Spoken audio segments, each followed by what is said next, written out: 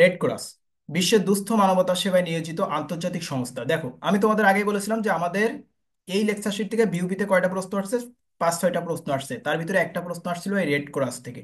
মানে এবার তোমাদেরকে একটা প্রশ্ন আসছিল নোবেল পুরস্কার সংক্রান্ত। নোবেল পুরস্কার সংক্রান্ত কি প্রশ্ন আসছিল?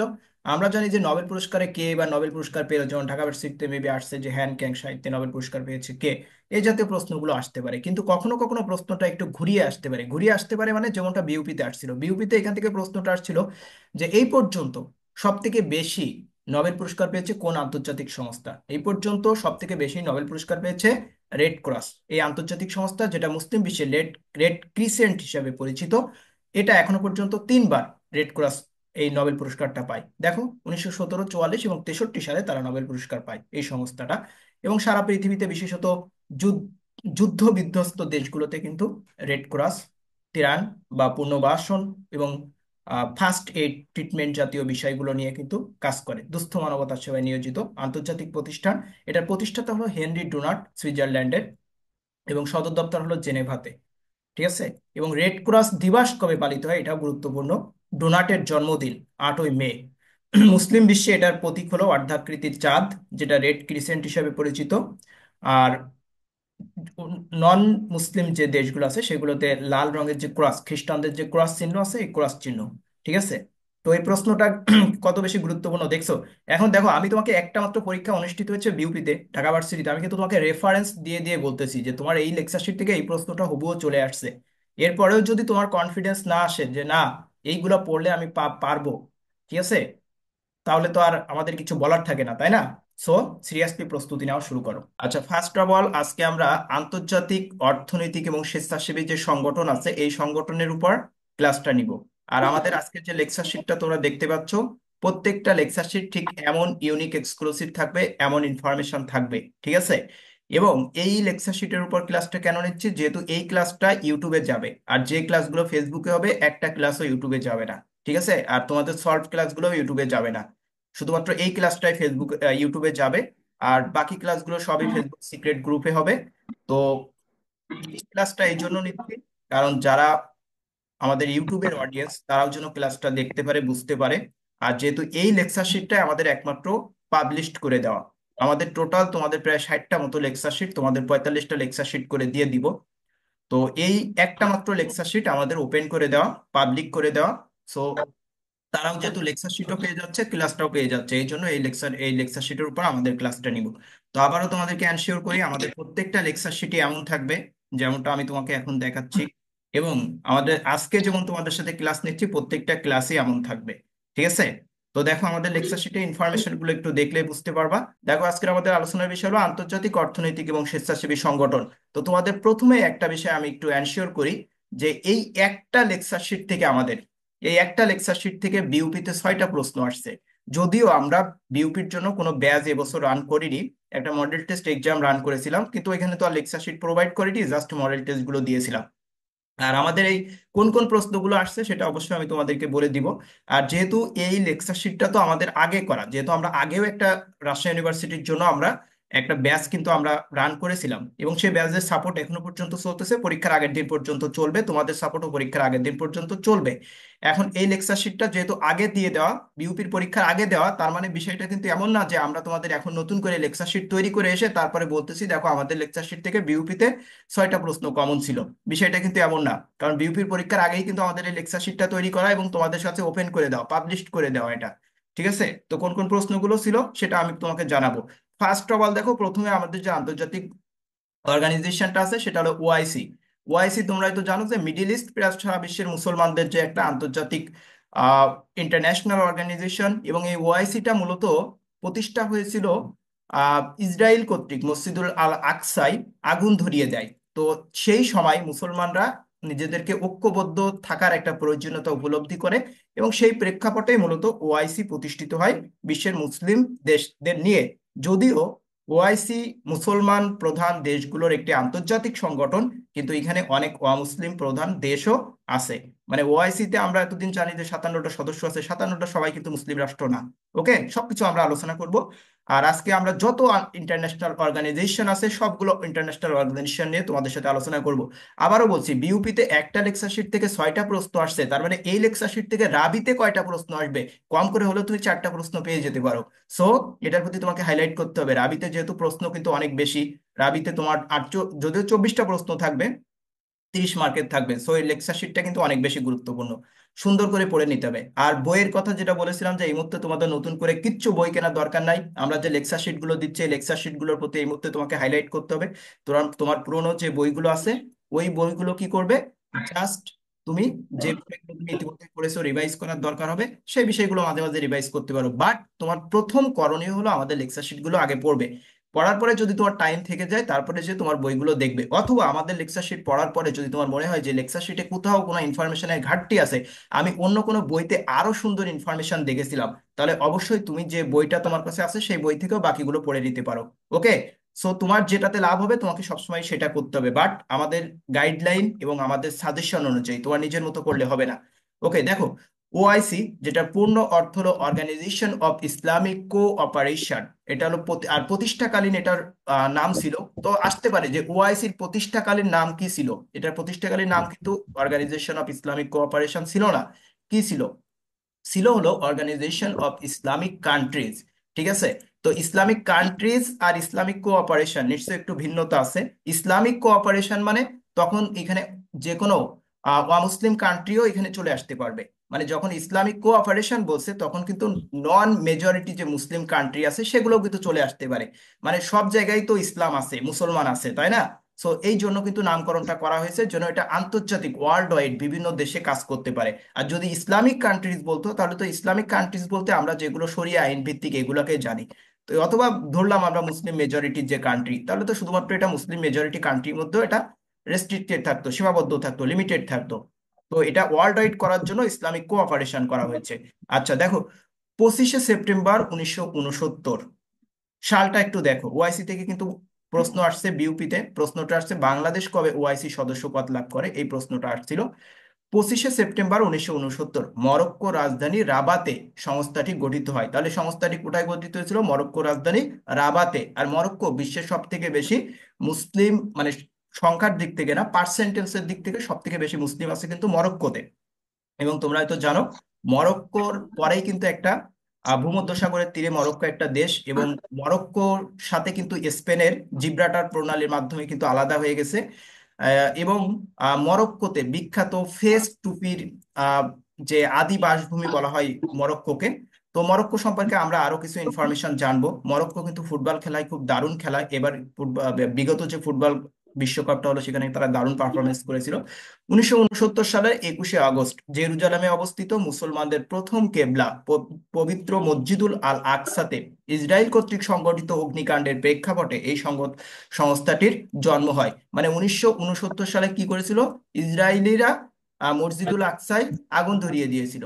ঠিক আছে, তখন মুসলিম বিশ্ব একটু প্রয়োজনীয়তা বোধ করলো যে না, আমাদের মুসলিম মেজরিটি যে কান্ট্রিগুলো আছে তাদেরকে ইউনাইটেড থাকতে হবে ইসরায়েলে আগ্রাসন প্রতিরোধ করার জন্য। ওআইসির বর্তমান সদস্য 57 জন। এই 57 জন সবাই কিন্তু মুসলিম অর্গানাইজেশন, মুসলিম মেজরিটি দেশ না। যেহেতু এটা ইসলামিক কোঅপারেশন, এখানে নন মুসলিম মেজরিটিও কিন্তু আসতে পারে, নন মেজরিটি মুসলিম কান্ট্রিও আসতে পারে। প্রথম মহাসচিব ছিলেন মালয়েশিয়ার প্রধানমন্ত্রী টেঙ্গু আব্দুর রহমান। আচ্ছা, এইখানে আরেকটা কথা বলি, যে বর্তমান যে ইনফরমেশন গুলো আছে এইগুলো আমরা তোমাদের যে সাম্প্রতিক যে লেকচার শিট দেবো এইখান থেকে পড়তে হবে। কোনো বিষয় যদি আমাদের এই লেকচার শিট গুলোতে বর্তমান লেখা থাকে তাহলে ওটা স্কিপ করবা, বর্তমান গুলো পড়বা, যেটা সাম্প্রতিক লেকচার শিট থাকবে ওইখানে। কারণ সাম্প্রতিক বিষয় তো এটা একটা কারেন্ট অ্যাফেয়ার্স, তাই না? প্রতিনিয়ত চলমান, চেঞ্জ হয়ে যাচ্ছে। সো আমরা তো এখানে প্রতিনিয়ত চেঞ্জ করে পারবো না কোন লেকচার শিটে কোথায় চেঞ্জ হচ্ছে। এটা মেনটেন করা সো মাচ টাফ এবং টোটালি ইম্পসিবল। যে কারণে আমরা বর্তমান বিষয়গুলো তোমাদের আমাদের যে কারেন্ট অ্যাফেয়ার্স আছে কারেন্ট অ্যাফেয়ার্সে দিয়ে দিব। এবং রাজশাহী বিশ্ববিদ্যালয়ের জন্য কিন্তু কারেন্ট অ্যাফেয়ার্স এবছর খুব বেশি গুরুত্বপূর্ণ। তোমাদের ভিতরে একটা টেন্ডেন্সি দেখতে পাচ্ছি যে তোমরা ঢাকা বিশ্ববিদ্যালয়ের জন্য কারেন্ট অ্যাফেয়ার্স নিয়ে অনেক সিরিয়াস ছিলে, সাম্প্রতিক বিষয় নিয়ে অনেক সিরিয়াস ছিলে, এখন রাজশাহী বিশ্ববিদ্যালয় পরীক্ষা দিবে, জাহাঙ্গীরনগর পরীক্ষা দিবে, চট্টগ্রাম বিশ্ববিদ্যালয় পরীক্ষা দিবে। এখন আর দেখি তোমাদের কারেন্ট অ্যাফেয়ার্স নিয়ে কোনো মাথা ব্যথা নাই।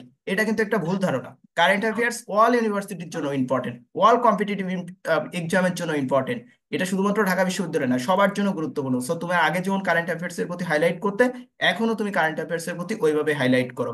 ওআইসির মূল লক্ষ্য হলো মুসলিম দেশগুলোর মধ্যকার সমস্যা মোকাবেলা করা সহ মুসলিম ধর্মীয় স্থান সম শত্রুমুক্ত এবং নিরাপদ রাখা, মুসলিম ভ্রাতৃত্ব জোরদার করা। আচ্ছা, এটা কিন্তু ওআইসির মূল লক্ষ্য। ওআইসির মূল লক্ষ্য এখানে দেওয়া আছে, যেহেতু আমরা রিটেন লিখবো না, আমাদের এমসিকিউ ফাইট করতে হবে এমসিকিউর সাথে। সো আমরা এগুলো আর দেখবো না। ওকে, ওআইসি বিশ্ববিদ্যালয় এটা কিন্তু প্রায়শই আসে, এটা খুব গুরুত্বপূর্ণ একটা প্রশ্ন। ঢাকা বিশ্ববিদ্যালয় মেবি একটা প্রশ্ন আসছিল যে জাতিসংঘ বিশ্ববিদ্যালয় কোথায় অবস্থিত। তোমরা হয়তো জানো যে জাতিসংঘ বিশ্ববিদ্যালয় জাপানের টোকিওতে অবস্থিত। ওআইসি বিশ্ববিদ্যালয় কোথায় অবস্থিত, এই প্রশ্নটা তো এবার রাজশাহী বিশ্ববিদ্যালয়ে আসতে পারে, তাই না?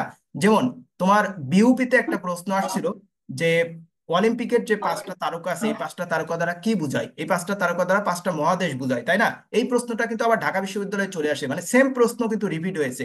সো তোমরা কিন্তু এই ঢাকা ভার্সিটি বিউপির প্রশ্নগুলোর প্রতি হাইলাইট করবা, টপিকস গুলোর প্রতি হাইলাইট করবা। ওকে, তো যে আলোচনা করছিলাম ওআইসি বিশ্ববিদ্যালয়, ওআইসি বিশ্ববিদ্যালয় রয়েছে তিনটা ওআইসি, তার একটা বিশ্ববিদ্যালয় আমাদের বাংলাদেশেও আছে। আমাদের জন্য এটা খুবই বড় একটা সুখবর, তাই না? যে Bangladesh Islamic University of technology, যেটা আইইউটি, গাজীপুরে অবস্থিত। গাজীপুরে কিন্তু এই যে বাংলাদেশ উন্মুক্ত বিশ্ববিদ্যালয়, বাংলাদেশ জাতীয় বিশ্ববিদ্যালয় এবং এই আইইউটি, এই তিনটা বিশ্ববিদ্যালয় কিন্তু গাজীপুরের পাশাপাশি। তোমরা হয়তো যারা গাজীপুরের পাশে এই যে তোমার চৌরাস্তার রোড দিয়ে চলাচল করছো তারা হয়তো জানো। ঠিক আছে, তো এটা কিন্তু বাংলাদেশের আন্তর্জাতিক একটা ইউনিভার্সিটি এবং ওআইসির ইউনিভার্সিটি, এবং এখানে কিন্তু প্রচুর বিশেষত আফ্রিকান অনেক লোক কিন্তু এখানে পড়াশোনা করে, মানে বিদেশি সব থেকে বেশি মনে হয় এই ইউনিভার্সিটিতেই আছে। ঠিক আছে, আমাদের রাজশাহী ইউনিভার্সিটিতেও কিন্তু অনেক বিদেশি আছে, নেপাল ভুটান থেকে অনেক স্টুডেন্ট পড়াশোনা করে, তাদের জন্য আলাদা হল আছে। Islamic University of Niger, Islamic University of Niger এটা ওআইসির একটা ইউনিভার্সিটি, এবং সেটা হলো নাইজার, এটা হচ্ছে আফ্রিকার একটা দেশ নাইজার, এবং এই নাইজারে অবস্থিত। আরেকটা হলো ইসলামিক ইউনিভার্সিটি অফ উগান্ডা, উগান্ডাতে অবস্থিত। তো উগান্ডা দেখে ইনসাল্ট করার কিছু নাই, উগান্ডা কিন্তু প্রাকৃতিক সৌন্দর্যের লীলাভূমি। মানুষগুলো কালো হতে পারে কিন্তু তাদের দাঁতটা যেমন চকচকে, উগান্ডার ভূখণ্ড কিন্তু এমন চকচকে, যদিও তারা খুব একটা বেশি ডেভেলপ করতে পারেনি পশ্চিমাদের শোষণে। আজকের যে ইউরোপিয়ানরা দেখছো, আমেরিকানরা দেখছো, এরা কিন্তু কখনো নিজের অ্যাচিভমেন্ট দিয়ে এই পর্যন্ত উঠেনি। তারা কিন্তু সারা পৃথিবীর যত শোষণ আছে, শাসন আছে, সেইগুলো করে পৃথিবীর সব সম্পদ তাদের দেশে নিয়েই কিন্তু আজকে ফুলে ফেঁপে আজকের ইউরোপ কিংবা আমেরিকা হয়েছে। এটার অনেক বড় হিস্ট্রি আছে। যদিও পরবর্তীতে তাদের এই উন্নতির কারণে সারা পৃথিবী থেকে ব্রেন ড্রেন, তোমরা একটা কথা শুনেছো, মেধা পাচার, মেধা পাচার হয়ে কিন্তু মেধাগুলো সব এই আমেরিকায় যে জড়ো হয়েছে। দেখবা তোমার ম্যাসাচুসেটস ইনস্টিটিউট অফ টেকনোলজি, তারপরে তোমার হার্ভার্ড ইউনিভার্সিটি। তো এই যে ইউনিভার্সিটি গুলো আছে, এই ইউনিভার্সিটি গুলো তো এমনিতেই এত বড় হয়নি, কারণ সারা পৃথিবীর মেধাবীগুলো এখানে চলে আসছে। ঠিক আছে, অক্সফোর্ড ইউনিভার্সিটি, ক্যামব্রিজ ইউনিভার্সিটি, এগুলো এত বড় হয়েছে কি করে? কারণ এগুলো সেই পরিমাণ সাপোর্ট প্রোভাইড করছে, একই সাথে সারা পৃথিবীর যত মেধাবী আছে সবাই কিন্তু এই ইউনিভার্সিটি গুলোতে পড়াশোনা করে।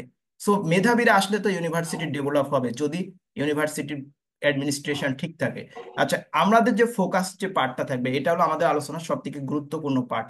দেখো এইখানে যে ইনফরমেশন গুলো থাকবে, ইনফরমেশন গুলো তোমাদের খুব দারুণ ভাবে পড়তে হবে, এবং আমি হাইলাইট করে দিব।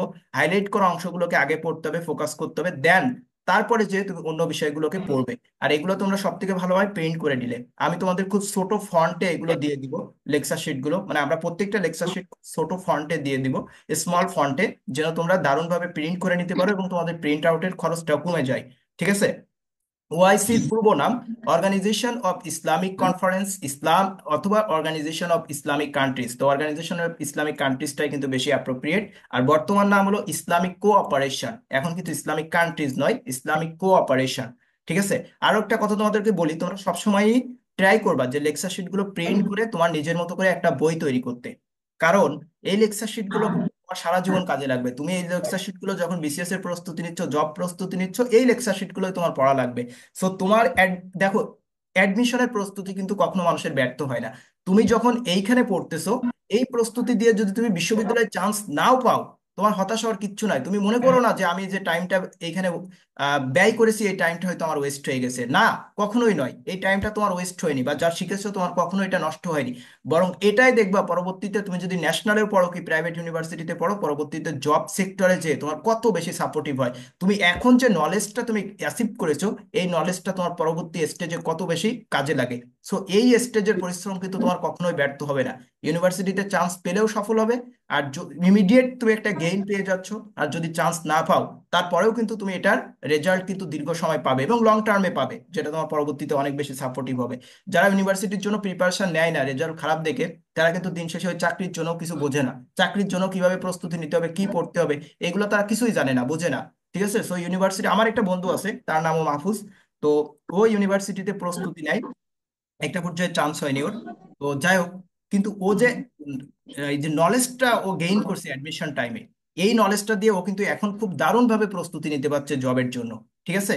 তো আবার আমার যে ফ্রেন্ডটা ইউনিভার্সিটির জন্য কোনোদিন প্রিপারেশনই নেয়নি, ও এখন কিন্তু জবের জন্য আমার কিভাবে পড়তে হবে, কি পড়তে হবে, কি দিকে করতে হবে, কিচ্ছুই বুঝতে পারতেছে না। সো এই প্রস্তুতি কিন্তু তোমার কখনোই ব্যর্থ হবে না, সারা জীবন কাজে লাগবে। সো সিরিয়াসলি পড়তে হবে, সর্বোচ্চ ফোকাস করতে হবে পড়াশোনা, একদম ডেডিকেশন নিয়ে পড়তে হবে, জীবন মরণ কামড় দিতে হবে যে আমি এখানে একটা কিছু করতে হবে আমাকে। ঠিক আছে। আনুষ্ঠানিকভাবে ওআইসি প্রতিষ্ঠা লাভ করেছে 69 সালে, সদর দপ্তর বর্তমানে জেদ্দা, এটা খুব বেশি গুরুত্বপূর্ণ এই ইনফরমেশনটা। বর্তমান মহাসচিব কারেন্ট অ্যাফেয়ার্স থেকে দেখে নিতে হবে, কারেন্ট যে ঘটনাগুলো লেকচার শিট দিয়ে দিব। ঠিক আছে। ওআইসি প্রতিষ্ঠিত হয়েছিল, এখানে দেখো, প্রথম 25টি মুসলিম দেশের সম্মেলনে। আচ্ছা, মোট সদস্য দেশ, এখানে মুসলিম, এটা খুব গুরুত্বপূর্ণ।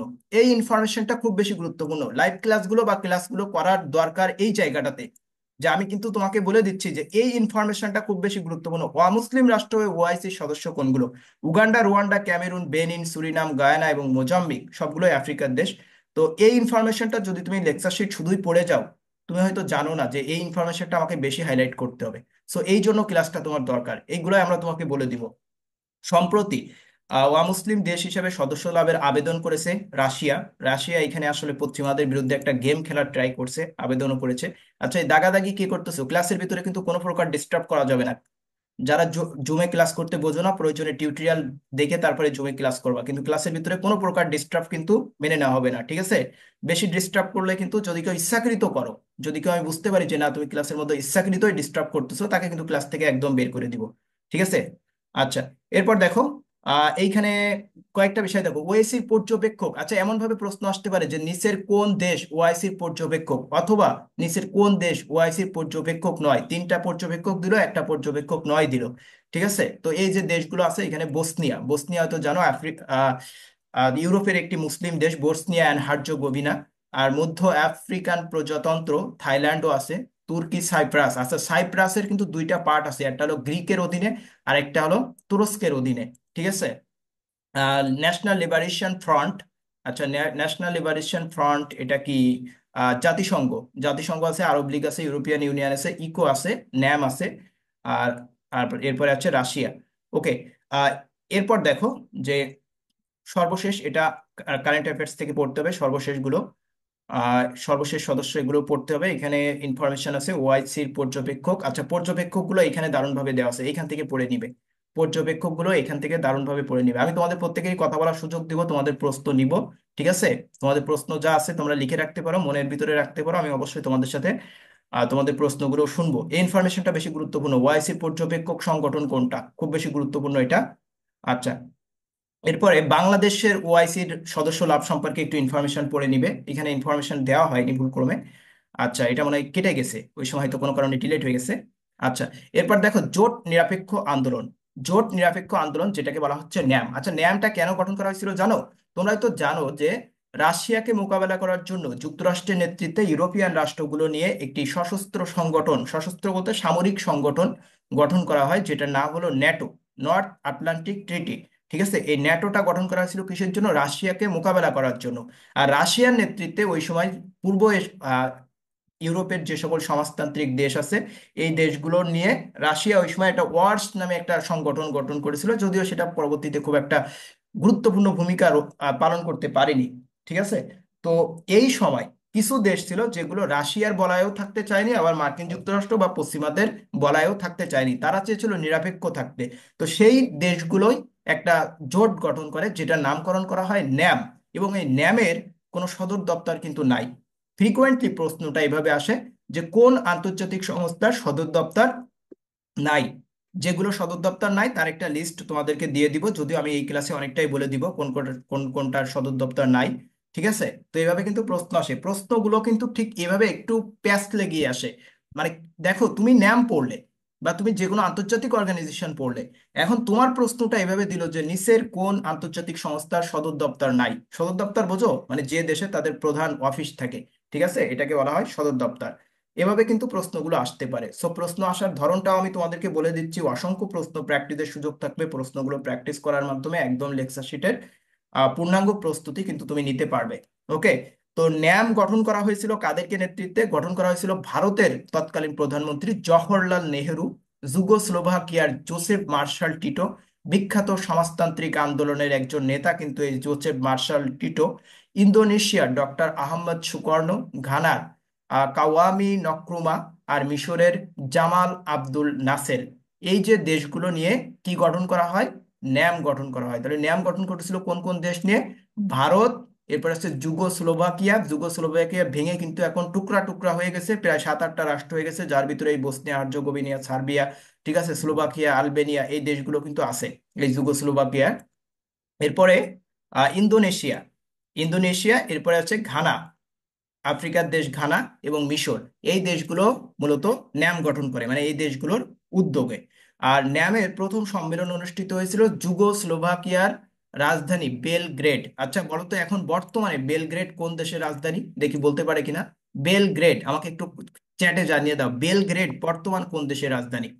এই সম্মেলনে 25টি রাষ্ট্র যোগদান করে এবং এর প্রথম চেয়ারম্যান ছিলেন জোসেফ মার্শাল টিটো, সমাজতান্ত্রিক নেতা যুগোস্লোভাকিয়ার। আচ্ছা, বর্তমান চেয়ারম্যান দরকার নাই। ন্যামের বর্তমান সদস্য আছে, এটাও বর্তমানে আপডেট জেনে নিতে হবে। ঠিক আছে, এগুলো আপডেট জেনে নিতে হবে। ন্যাম নন অ্যালায়েন্সড মুভমেন্ট, মানে আমরা কারোর অ্যালায়েন্সে নাই, আমরা কারোর আহ, দলের ভুক্ত নয়, এটা বোঝাতে প্রথম সম্মেলন অনুষ্ঠিত হয়েছে বেলগ্রেডের মাধ্যমে। এগুলো তো আলোচনা করেছি। দেখো, ন্যামের সদর দপ্তর নাই, ঠিক আছে, এটা একটা গুরুত্বপূর্ণ ইনফরমেশন। আচ্ছা দেখি তোমরা কেউ রাইট আনসার করতে পেরেছো কিনা। যে আমি তোমাদের প্রশ্ন রেখেছিলাম, হ্যাঁ রাইট, সার্বিয়া, সার্বিয়ার রাজধানী বর্তমানে বেলগ্রেড, একজন মাত্র রাইট আনসার করেছো। আচ্ছা তোমাকে কনগ্রাচুলেশন। 18তম শস্য সম্মেলন, আচ্ছা এগুলো আপডেট ইনফরমেশন জেনে নিতে হবে। আপডেট ইনফরমেশন যেগুলো আছে এগুলো জেনে নিতে হবে। ঠিক আছে, ন্যাম বর্তমানে কিন্তু আজারবাইজান, মেবি এখনো না, আজারবাইজান, আচ্ছা এটা একটু দেখতে হবে। ওকে, কমনওয়েলথ, কমনওয়েলথ খুব গুরুত্বপূর্ণ একটা আন্তর্জাতিক অর্গানাইজেশন। কমনওয়েলথ কেন প্রতিষ্ঠা হলো? ব্রিটিশরা, তোমরা হয়তো জানো, সারা পৃথিবীতে তার সাম্রাজ্য প্রতিষ্ঠা করেছিল এবং তাদের সাম্রাজ্যের সব থেকে গুরুত্বপূর্ণ পার্ট ছিল ইন্ডিয়ান সাবকন্টিনেন্ট বা ভারতীয় উপমহাদেশ।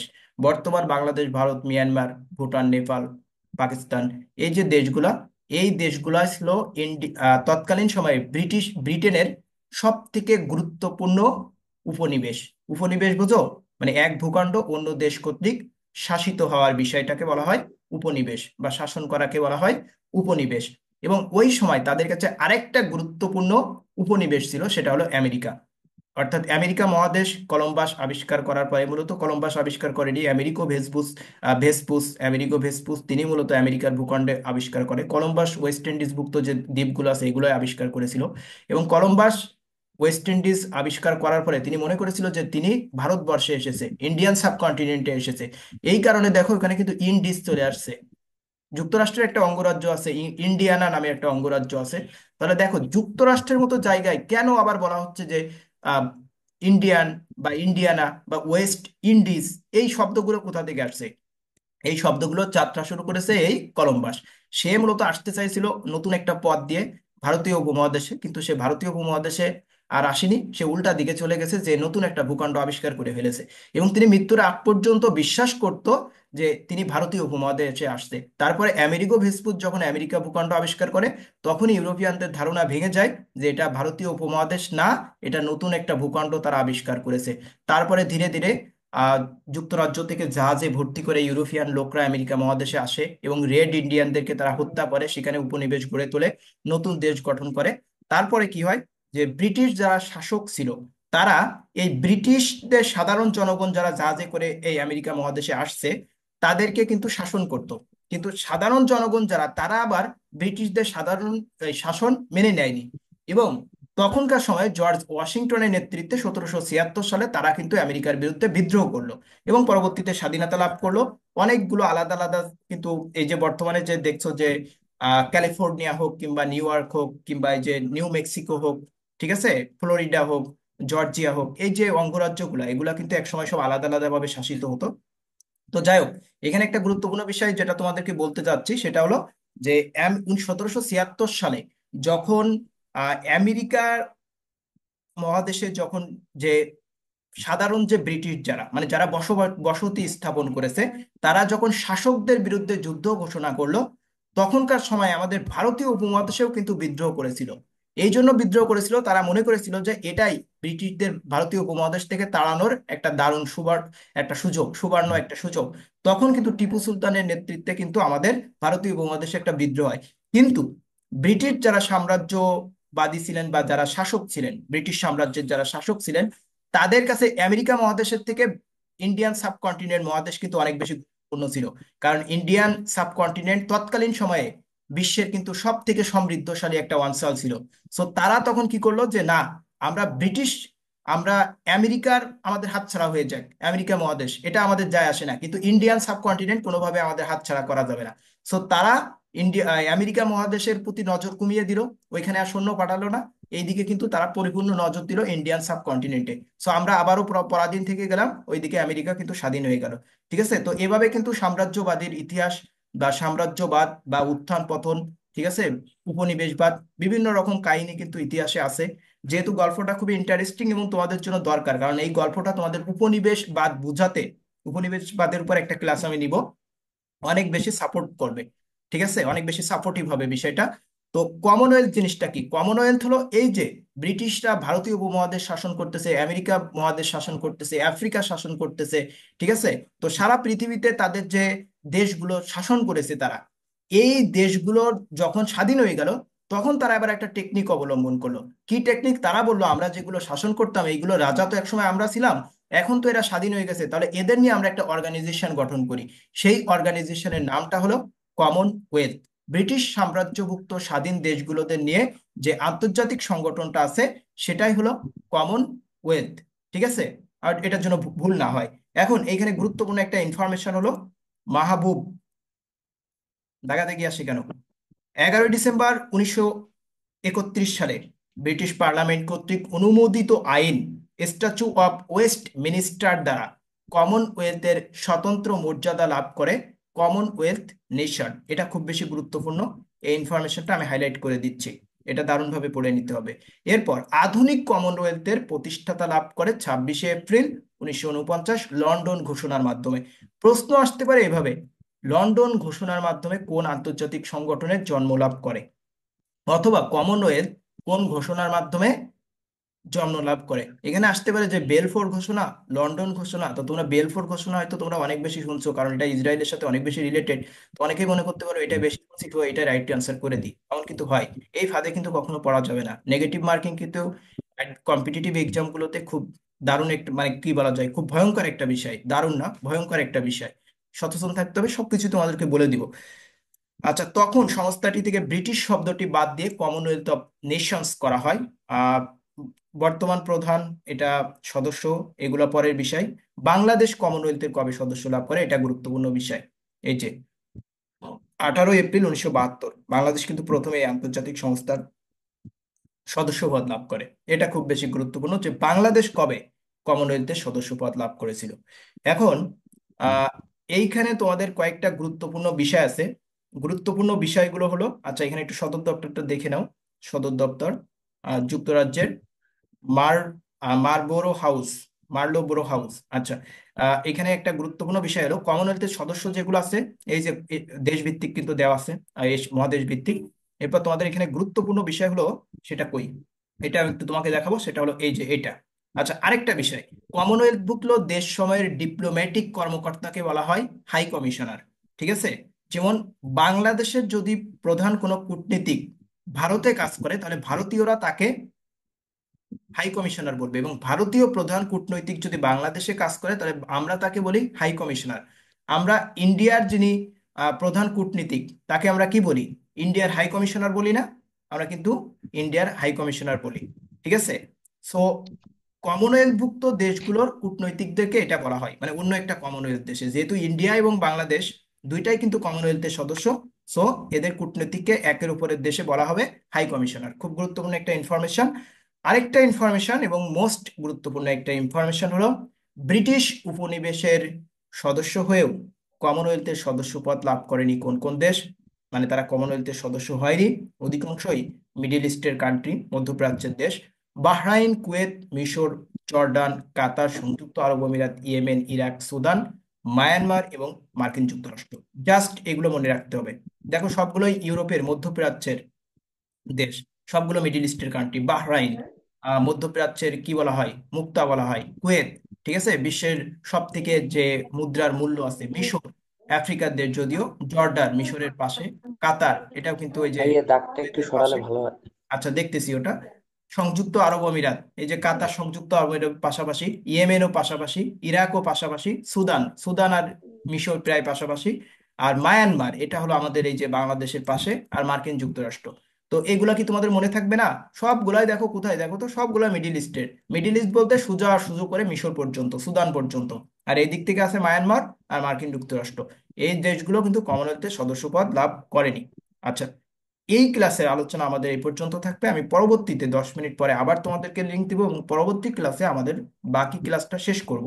এখন তোমরা এই ক্লাসে আর মাত্র 3 মিনিট মতো সময় পাবা। তো এই 3 মিনিটে তোমাদের প্রশ্ন নিব। তোমাদের কারো কোনো প্রশ্ন থাকলে আমাকে একটু এবার জানাতে পারো। সে একটু বলতে পারো যে আমার প্রশ্ন আছে, আমি তাকে আনমিউট করতে বলবো। আনমিউট করে ফার্স্ট প্রশ্ন করতে হবে, ভেরি ফার্স্ট। বলছি ভাই, আজকে যে ক্লাস হইলো এবং এই ক্লাস হওয়ার পরে মানে পরীক্ষা কবে হবে, আগামীকাল নাকি? এই বিষয়টা যদি একটু বলতেন এই আচ্ছা, টপিকের উপর। এই ক্লাসের উপর আজকে কোনো পরীক্ষা হবে না। তোমাকে একটু দেখাই যে দেখো নিচে তোমার নিজের মতো করে পরীক্ষা দিতে হবে। এই যে দেখো, তোমার পরীক্ষা দেওয়ার জন্য অসংখ্য এমসিকিউ প্রশ্ন আছে। ঠিক আছে, এগুলো তোমার নিজের মতো করে দিতে হবে। আমরা তোমাদেরকে মডেল টেস্ট আকারে পরীক্ষা নিব, এগুলো তোমার নিজের মতো করে দিতে হবে। এই যে দেখো, অসংখ্য এমসিকিউ প্রশ্ন আছে। এবং আমি একটু যদি ফাস্ট স্ক্রলিং করে চলে যাই, এই যে একদম এই যে আনসার গুলো দেওয়া আছে, ঠিক আছে। নিজের মতো করে লেকচার শিট পড়বা, তারপরে এখান থেকে আনসার দিয়ে নিজে জাজ করে নিবা। আর আমরা তোমাদের মডেল টেস্ট এক্সাম দিব এবং সেগুলো আমাদের নিজের দায়িত্বেই নিব। মডেল টেস্ট যেগুলো, একটা লেকচার শিট পড়েই তো আর মডেল টেস্ট নেওয়া যায় না। আচ্ছা, আশা করি তুমি বুঝতে পারছো। নেক্সট কারো প্রশ্ন থাকলে বলো। ভাইয়া, এই পিডিএফ গুলো কি টেলিগ্রামে দিয়ে দেওয়া হবে? টেলিগ্রাম গ্রুপে সব পিডিএফ, প্রত্যেকটা ক্লাস হবে, ক্লাস শেষে তোমাদের পিডিএফ গুলো টেলিগ্রামে দিয়ে দিব। এটা আমি আজকে ক্লাস শেষে তোমাদের পিডিএফটা দিয়ে দিব টেলিগ্রাম গ্রুপে। যদিও এই পিডিএফটা কিন্তু আমাদের একমাত্র পিডিএফ যেটা আমরা পাবলিশ করেছি। ঠিক আছে, অন্য কোনো পিডিএফ আর পাবলিশড হবে না। এই জন্য এটার উপর ক্লাস নিচ্ছি, যেহেতু এই ক্লাসটাও ওপেন থাকবে, পাবলিশ থাকবে, এটা পাবলিক থাকবে। যে কেউ ক্লাসটা করতে পারবে এবং সাথে সাথে সে পিডিএফটাও নিতে পারবে। ঠিক আছে। আর যে আমাদের টোটাল তোমাদের, যদিও আমরা 45টা ক্লাসের কথা বলছি, আমরা চাইলে এই 45টা ক্লাস তোমাদের 60টা ক্লাসে নিয়ে যেতে পারতাম।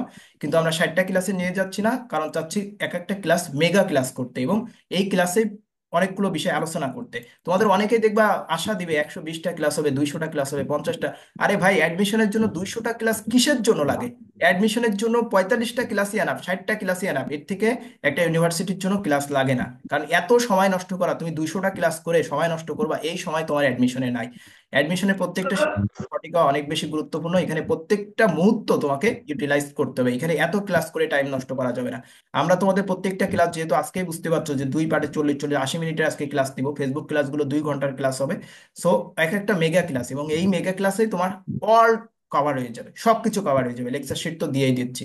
আচ্ছা, কারো কোনো প্রশ্ন থাকলে ফার্স্ট জানাও, আমরা 30 সেকেন্ড মতো থাকতে পারবো এখানে, আর না হলে পরবর্তীতে জানাবে নেক্সট ক্লাস।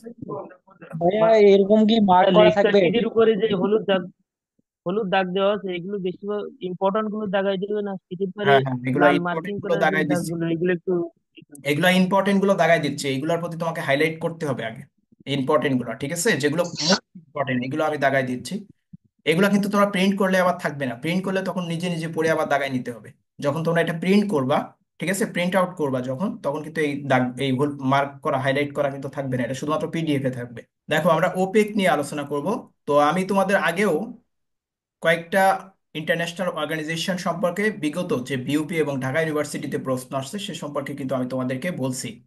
ওপেক হলো তার ভিতরে ছিল অন্যতম। যেমন বিইউপিতে একটা প্রশ্ন আসছিল যে ওপেকের সদর দপ্তর কোথায়। দেখো তো আমাদের লেকচার শিটে কিন্তু স্পষ্ট এই যে উল্লেখ করা আছে, অস্ট্রিয়ার ভিয়েনা। ঠিক আছে, অস্ট্রিয়ার রাজধানী ভিয়েনা। এটা হলো ওপেকের সদর দপ্তর। এটা কিন্তু বিউপিতে এই যে 24-25 সেশনে কিন্তু চলে আসছে, তোমাদের সেশনে। আচ্ছা, ওপেকের পূর্ণ অর্থ হলো organisation of petroleum exporting countries, মানে বিশ্বের পেট্রোলিয়াম এক্সপোর্টিং, পেট্রোলিয়াম বলতে যে খনিজ পদার্থ জাতীয় যে তেলগুলো আছে এগুলা যারা এক্সপোর্ট করে সেইগুলাই। আর উদ্যোক্তা দেশ হলো ভেনেজুয়েলা। আচ্ছা, ভেনেজুয়েলা সম্পর্কে তোমরা কি জানো? ভেনেজুয়েলা হলো উত্তর আমেরিকার একটি দেশ, এবং ভেনেজুয়েলায় কিন্তু পৃথিবীর সব থেকে বেশি তেল মজুদ আছে। ঠিক আছে, মজুদ তো বোঝো মানে জমা আছে ভূগর্ভে। কিন্তু ভেনেজুয়েলা নিকোলাস মাদ আচ্ছা, ভেনেজুয়েলার প্রেসিডেন্ট কি নিকোলাস মাদুরো? ও মেবি নিকোলাস মাদুরো ভেনেজুয়েলার প্রেসিডেন্ট। তো তিনি খুব ওয়েস্টার্ন বিদ্বেষী, মানে তিনি পশ্চিমাদের সহ্যই করতে পারে না, আমেরিকার সাথে দা কুমড়ো সম্পর্ক, যে কারণে মার্কিন নিষেধাজ্ঞার কারণে কিন্তু ভেনেজুয়েলা তার বেশিরভাগ তেলই উত্তোলন করতে পারে না। যদিও ভেনেজুয়েলার একটা বড় পার্ট আছে যারা সারা পৃথিবীতে তেল এক্সপোর্ট ইম্পোর্ট করে থাকে, এবং ইরানের সাথে কিন্তু ভেনেজুয়েলার খুব ভালো সম্পর্ক আছে, বিশেষত এই তেল এক্সপোর্ট ইম্পোর্টকে কেন্দ্র করে। প্রতিষ্ঠাকারী সদস্য ছিল পাঁচটি, এবং বর্তমান সদস্য আছে Ecuador, Venezuela, Iran, Iraq, Kuwait, Libya. আচ্ছা, বর্তমান সদস্যের ভিতরে এই যে অ্যাঙ্গোলা, এটা কিন্তু 2024 সালে আবার ভেনেজুয়েলা এই ওপেকের সদস্যপদ ত্যাগ করে। তো এই প্রশ্নটাও আসতে পারে, সাম্প্রতিক প্রশ্ন, যে নিচের কোন দেশ ওপেকের সদস্যপদ ত্যাগ করেছে? অ্যাঙ্গোলা। ঠিক আছে, ওপেকের সর্বশেষ কারেন্ট অ্যাফেয়ার্স থেকে দেখে নিবা, এগুলো সর্বশেষ বর্তমান, এগুলো সব কারেন্ট অ্যাফেয়ার্স থেকে দেখতে হবে। আচ্ছা, G7, গ্রুপ অফ সেভেন, বিশ্বের শিল্পোন্নত সাতটি জোট, তাদের যে সংগঠন সেটা হলো G7। তো এটা প্রতিষ্ঠিত হয়েছে 1985 সালে। কত সালে? 1985 সালে। সদস্য হলো যুক্তরাষ্ট্র, Canada, Britain, Japan, Germany, Italy এবং ফ্রান্স। বিউপিতে G7 থেকে একটা প্রশ্ন আসছে এবছর, এবং এই প্রশ্নটা ছিল যে নিচের কোন এশীয় দেশ G7 এর অন্তর্ভুক্ত? তোমরা হয়তো জানো যারা পরীক্ষা দিয়েছো, জাপান। এই প্রশ্নটা কিন্তু চলে আসছে। নিচের কোন এশীয় দেশ G7 বা গ্রুপ অফ সেভেন, বিশ্বের শিল্পোন্নত সাতটি দেশের সদস্য কোনটা? এশিয়ার মধ্যে একমাত্র জাপানই গ্রুপ অফ সেভেনে স্থান পেয়েছে। এর আগে এটার নাম ছিল G8। তখন এটার সদস্য ছিল রাশিয়া। কিন্তু রাশিয়া যখন ইউক্রেনের ক্রিমিয়া নামে একটা জায়গা আছে, এটা মেবি কৃষ্ণ সাগরের তীরবর্তী, এই ক্রিমিয়া যখন দখল করে নেয়, তখন G7 থেকে পশ্চিমারা কি করে? রাশিয়াকে বের করে দেয়। G7 হয়ে যায়, আর G8 হয়ে যায় G7। অর্থাৎ রাশিয়াকে যখন এই গ্রুপ থেকে বের করে দেয়, তারপরে এটা কিন্তু G7 এ কনভার্ট হয়ে যায়। আচ্ছা, এরপর G7 এর একমাত্র এশীয় দেশ, এই প্রশ্নটা হুবুও চলে আসছে বিউপিতে। ঠিক আছে, আমি কিন্তু তোমাদের ইতিমধ্যে কয়টা প্রশ্ন বললাম, যে ওআইসির বাংলাদেশ কবে সদস্যপদ লাভ করে, ওপেকের সদর দপ্তর কোথায়, তারপরে এই যে G7 থেকে চলে আসছে, আরো কয়েকটা আমি নাই বললাম কি সামনে আছে। তো 5 থেকে 6টা প্রশ্ন আসছে শুধু এই একটা লেকচার শিট থেকে। এখানে যেগুলো আছে সব সাম্প্রতিক বিষয়। এই যে রাশিয়াকে কবে সদস্যপদ স্থগিত করা হয়, এটা গুরুত্বপূর্ণ। 24শে মার্চ 2014 ক্রিমিয়া দখল করার কারণে, ইউক্রেনের ক্রিমিয়া দখল করার কারণে রাশিয়াকে বের করে দেওয়া হয়েছিল। আচ্ছা, এরপরে G77, গ্রুপ অফ 77, এটা খুবই গুরুত্বপূর্ণ একটা অর্গানাইজেশন। কারণ এই অর্গানাইজেশনের বিশ্বের কিন্তু গুরুত্বপূর্ণ শিল্প উন্নত, বিশেষত মোটামুটি অর্থনৈতিকভাবে ডেভেলপড যে কান্ট্রিগুলো আছে তারা কিন্তু সবাই এটার সদস্যপদ। আর এটা খুব একটা বেশি এখান থেকে প্রশ্ন আসে না, বা G20টা খুব বেশি গুরুত্বপূর্ণ, কারণ G20 পৃথিবীর 80% জিডিপি হোল্ড করে হলো G20 ভুক্ত দেশগুলা। 80% জিডিপি বোঝো, মানে সারা পৃথিবীর সব থেকে বড় জিডিপির দেশ কোনটা? পৃথিবীর সব থেকে বড় জিডিপির দেশ হলো মার্কিন যুক্তরাষ্ট্র, 2 নম্বরে আছে চায়না, 3 নম্বরে আছে জাপান, 4 নম্বরে আছে জার্মানি, 5 নম্বরে আছে ভারত। তো এই যে এভাবে ক্রমান্বয়ে যে তোমার জিডিপির যে দেশগুলো আছে, এই দেশগুলোর মধ্যে দেখো যে 23টা এখানে আছে, এই 23টাই পৃথিবীর মোটামুটি সব থেকে বড় জিডিপির দেশ। ঠিক আছে, তো সেই দেশগুলোর মধ্যে কি কি আছে দেখো, আর্জেন্টিনা, অস্ট্রেলিয়া, ব্রাজিল, দেখছো?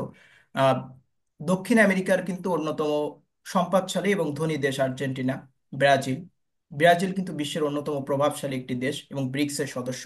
অস্ট্রেলিয়া গুরুত্বপূর্ণ একটা দেশ। কানাডা G7 এর অন্তর্ভুক্ত। চীন বিশ্বের দ্বিতীয় বৃহত্তম জিডিপির দেশ। ইউরোপীয় ইউনিয়ন সংস্থাগত বা সাংগঠনিকভাবে বিশ্বের সব থেকে বেশি জিডিপি হোল্ড করে ইউরোপীয় ইউনিয়নভুক্ত দেশ, অর্থাৎ ইউরোপীয় ইউনিয়নের।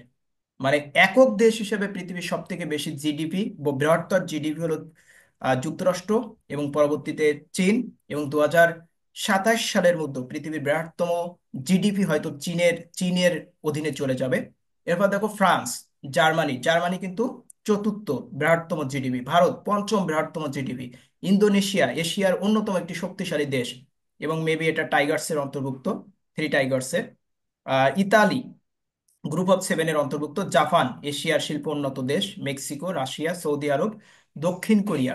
আচ্ছা, দক্ষিণ কোরিয়া কিন্তু এশিয়ার তিনটা দেশ সব থেকে বেশি শিল্প উন্নত, একটা হলো জাপান, একটা হলো চীন, আর একটা হলো দক্ষিণ কোরিয়া। আর উত্তর কোরিয়ার অবস্থা কিন্তু আফ্রিকার দেশের মতো, উত্তর কোরিয়ার অস্ত্র আছে কিন্তু ইকোনমিক্যালি কিন্তু অনেক বেশি তাদের বাজে অবস্থা। দক্ষিণ কোরিয়া পৃথিবীর ষষ্ঠ বৃহত্তম সামরিক শক্তি আছে কিন্তু দক্ষিণ কোরিয়ার, এবং দক্ষিণ কোরিয়া কিন্তু টপ 10-এর জিডিপির হোল্ড করে এমন একটা দেশ কিন্তু, বৃহত্তর জিডিপি কিন্তু দক্ষিণ কোরিয়া।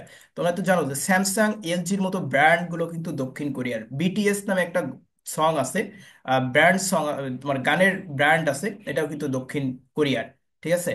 আর দক্ষিণ আফ্রিকা, এটাও ব্রিক্সের সদস্য, বর্তমান সময়ে ব্রিক্সের অনেক বেশি গুরুত্ব, আমরা পরবর্তী ধাপে ব্রিক্স নিয়ে আলোচনা করব। তুরস্ক এশিয়ার অন্যতম শক্তিশালী, সামরিক প্লাস অর্থনৈতিকভাবে শক্তিশালী। এবং তোমরা হয়তো জানো যে মুসলিম বিশ্বের 10টা সামরিক শক্তিধর দেশের মধ্যে, 10টা বলতে সারা পৃথিবীর যে টপ 10 তোমার মিলিটারি পাওয়ারের যে দেশগুলো আছে তার ভিতরে একটা হলো তুরস্ক, এবং মুসলিম বিশ্ব থেকে আরেকটি দেশ আছে পাকিস্তান, ব্রিটেন। বিশ্বের গুরুত্বপূর্ণ একটা দেশ ব্রিটেন আর যুক্তরাষ্ট্র। তার মানে আমি এখানে যে দেশগুলো বা এই যে 23টা আছে G20, প্রত্যেকটা দেশই দেখো পৃথিবীর সব থেকে শক্তিশালী জিডিপির দেশ। সো এই অর্গানাইজেশনের গুরুত্ব কিন্তু অনেক অনেক বেশি। এরপর আসছে ব্রিক্স। ব্রিক্স বর্তমান সময়ে অনেক অনেক বেশি গুরুত্বপূর্ণ আলোচিত একটা অর্গানাইজেশন, কারণ ব্রিক্স মূলত গঠন করা হয়েছে পশ্চিমাকে চ্যালেঞ্জ করার জন্য। পশ্চিমা বলতে কারা? মার্কিন যুক্তরাষ্ট্র এবং তার নেতৃত্বাধীন ইউরোপীয় ইউনিয়ন। অর্থনৈতিকভাবে যদি বলি তাহলে ইউরোপীয় ইউনিয়ন এবং মার্কিন যুক্তরাষ্ট্র। আর যদি মার্কিন যুক্তরাষ্ট্রের নেতৃত্বে সামরিক শক্তি বা সামরিক জোট যদি বলা হয় তাহলে ন্যাটো। আর অর্থনৈতিক জোট যদি বলা হয় তাহলে সেটা হলো ইউরোপীয় ইউনিয়ন। তো এই পশ্চিমাকে চ্যালেঞ্জ করার জন্য মূলত ব্রিক্সটা গঠন করা হয়েছে। এবং এটা চীন এবং রাশিয়া, ভারত যে দেশগুলো আছে সবাই কিন্তু দেখো পশ্চিমার এগেনস্টে। নিউ ডেভেলপমেন্ট ব্যাংক, এই সম্পর্কে তোমাদের একটু ইনফরমেশন রাখতে হবে। ব্রিক্স সম্পর্কে আরো ইনফরমেশন দেওয়া দরকার, আমি আরো ইনফরমেশন তোমাদেরকে অ্যাড করে দিব, ঠিক আছে? ব্রিক্স সম্পর্কে এতটুকু পড়লে হবে না, ব্রিক্স সম্পর্কে অনেক বেশি জানতে হবে। আচ্ছা, ব্রিক্স এর বর্তমানে কিন্তু আরো 6টি দেশ সদস্যপদ লাভ করেছে। ইন্দোনেশিয়া সর্বশেষ কিন্তু ব্রিক্স এর সদস্যপদ লাভ করেছে, যে রিসেন্টলি কয়েকদিন আগেই কিন্তু ইন্দোনেশিয়া সদস্যপদ লাভ করলো। এছাড়াও ইরান, মিশর, তারপরে সৌদি আরবও মেবি করছে, সংযুক্ত আরব আমিরাত, এই দেশগুলোও কিন্তু ব্রিক্সের বর্তমান সদস্যপদ লাভ করেছে। বর্তমান কিন্তু 5টা না, বর্তমান কিন্তু প্রায় 11টা সদস্য আছে, 11টাই মেবি। যেহেতু আপডেট ইনফরমেশন তো অনেক, সবকিছু মনে রাখা অনেক টাফ হয়ে যায়, তো সর্বশেষ সদস্য হলো ইন্দোনেশিয়া, এটা খুব বেশি গুরুত্বপূর্ণ। ইন্টারপোল।